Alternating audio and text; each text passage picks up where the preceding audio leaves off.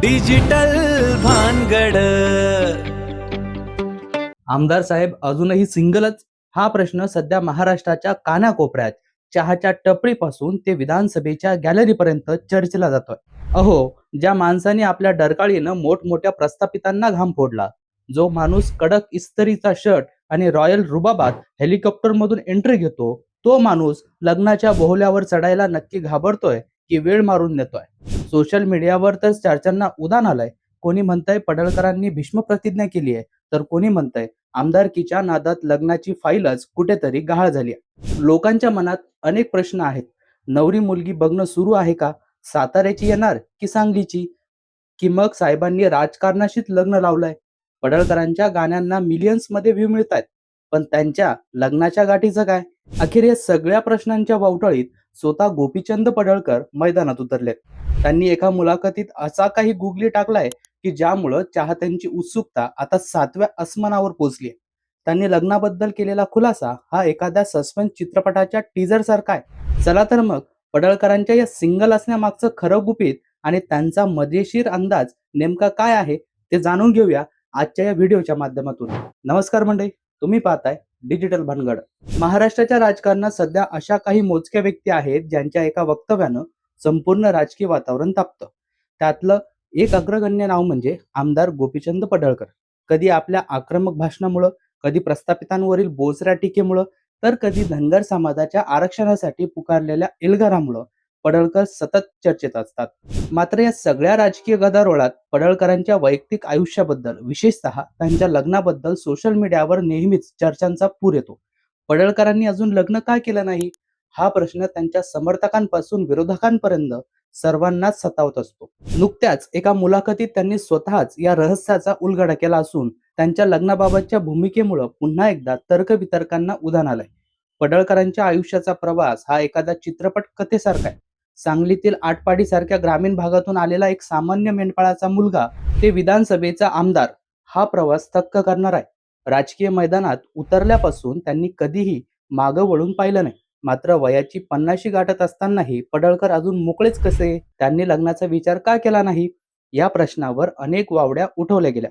कोणी म्हणालं आमदार झाल्यावरच लग्न करणार अशी त्यांनी शपथ घेतली, तर कोणी म्हणालं समाजसेवेसाठी त्यांनी संसाराचा त्याग केलाय.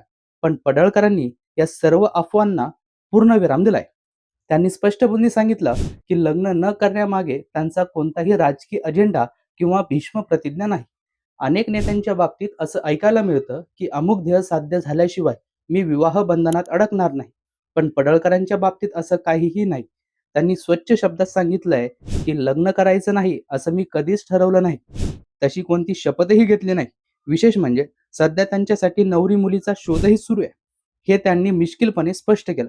त्यांच्या या उत्तरानं त्यांच्या चाहत्यांमध्ये अधिकच उत्सुकता निर्माण झाली आहे. कारण जर शपथ नाही आणि शोधही नाही, तर नेमकं घोडं अडलंय कुठं? हा प्रश्न आता चर्चेचा विषय ठरतोय. पडळकरांच्या लग्नाबद्दलची एक मोठी अफवा म्हणजे त्यांचं आमदार होणं. 2020 मध्ये जेव्हा ते विधान परिषदेचे आमदार झाले, तेव्हा अनेकांना वाटलं होतं की आता तरी पडळकर बोहल्यावर चढतील. पण आज 6 वर्षानंतरही परिस्थिती जैसे थे आहे. यावर भाष्य करताना त्यांनी सांगितलं की आमदारकी आणि लग्नाचा दूरपर्यंत काहीही संबंध नाही. राजकारणात व्यस्त असल्यामुळं कदाचित वेळ मिळाला नसेल, पण लग्नाबाबत त्यांनी मनाचे दरवाजे बंद केलेले नाहीत, हेच त्यांच्या बोलण्यातून ध्वनीत होतं. केवळ लग्नच नाही, तर पडळकरांच्या लाईफस्टाईल बद्दलही अनेकांना नेहमीच कुतूहल वाटत असतं. 2014-15च्या काळात जेव्हा ते सत्तेतही नव्हते, तेव्हा ते चक्क हेलिकॉप्टरमधून प्रचार करायचे. एका मेंढपाळाच्या मुलाचा हा रुबाब पाहून संपूर्ण महाराष्ट्र अवाक झाला होता. यामागची गोष्ट सांगताना पडळकरांनी एक आठवण शेअर केली. दिवंगत नेते आर पाटील यांचं हेलिकॉप्टर जेव्हा पहिल्यांदा त्यांच्या गावात आलं, तेव्हा ते पाहून भारावलेल्या पडळकरांनी मनोमन ठरवलं होतं की आपणही अशाच पद्धतीनं फिरणार. जिद्दीच्या जोरावर त्यांनी ते स्वतः करूनही दाखवलं. जरी त्यासाठी त्यांना वर्षभर त्या हेलिकॉप्टरचे पैसे फेडावे लागले तरी देखील. ही जिद्द आणि तो स्वॅग आजही त्यांच्यात कायम आहे. स्वतःला ओरिजिनल मेंढपाळ म्हणून घेण्यात पडळकरांना मोठा अभिमान वाटतो. ते म्हणतात, मी कोणताही कॉर्पोरेट धनगर नाही. आजही माझ्याकडे स्वतःच्या मेंढ्या आहेत आणि माझं प्राथमिक शिक्षणच मुळी शेळ्या मेंढ्यांच्या जीवावर झालंय. ग्रामीण संस्कृतीशी असलेले हे घट्ट नातं कदाचित त्यांना राजकारणात तळागाळातील लोकांशी जोडून ठेवतं. त्यांच्या या मातीशी असलेल्या नात्यामुळेच त्यांच्या कामाला एक वेगळी धार प्राप्त होते. पडळकर केवळ एक राजकारणी नाहीत, तर त्यांच्यात एक उपजत कलाकारही दडलेला आहे. अभिनयाची आणि गाण्याची त्यांना प्रचंड ओढ आहे. धुमस या मराठी चित्रपटातून त्यांनी अभिनयाचा पडदा देखील गाजवलाय. इतकंच नाही तर त्यांची गाणी सोशल मीडियावर तुफान व्हायरल होतात. 2 महिन्यापूर्वीच त्यांचं आमच्या नादाला लागण्याआधी एकदा होळकर शय आठवा हे गाणं प्रदर्शित झालं होतं आणि अवघ्या काही दिवसात त्याला 1.2 दशलक्षाहून अधिक व्ह्यूज मिळाले. हे गाणं म्हणजे त्यांच्या राजकीय प्रवासातील संघर्षाचं आणि इतिहासाच्या अभिमानाचं प्रतीक मानलं जातं. एकूणच काय तर गोपीचंद पडळकर हे व्यक्तिमत्व केवळ राजकारणापुरतं मर्यादित नाही. त्यांचं लग्न न होणं हे त्यांच्या व्यस्त राजकीय जीवनाचा भाग असला तरी त्यांनी लग्नाचे पर्याय खुले ठेवले आहेत.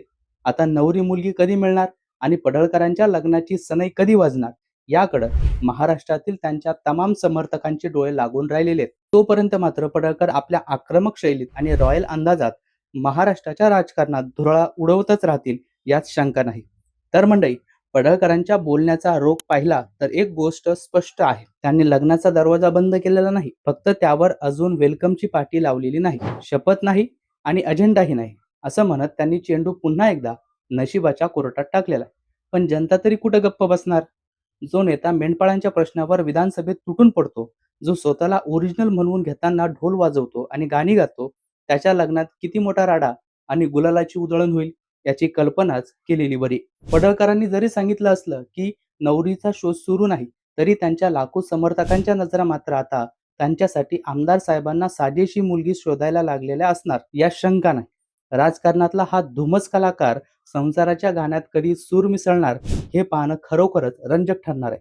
एक तर नक्की आहे, ज्या दिवशी पडळकरांची सनई वाजेल त्या दिवशी अवघा महाराष्ट्र टीव्ही समोर खिळून बसेल. तोपर्यंत मात्र त्यांच्या राजकीय तोफेचे गोळे आणि लग्नाबद्दलच्या या चटपटीत गप्पा अशाच रंगत राहतील.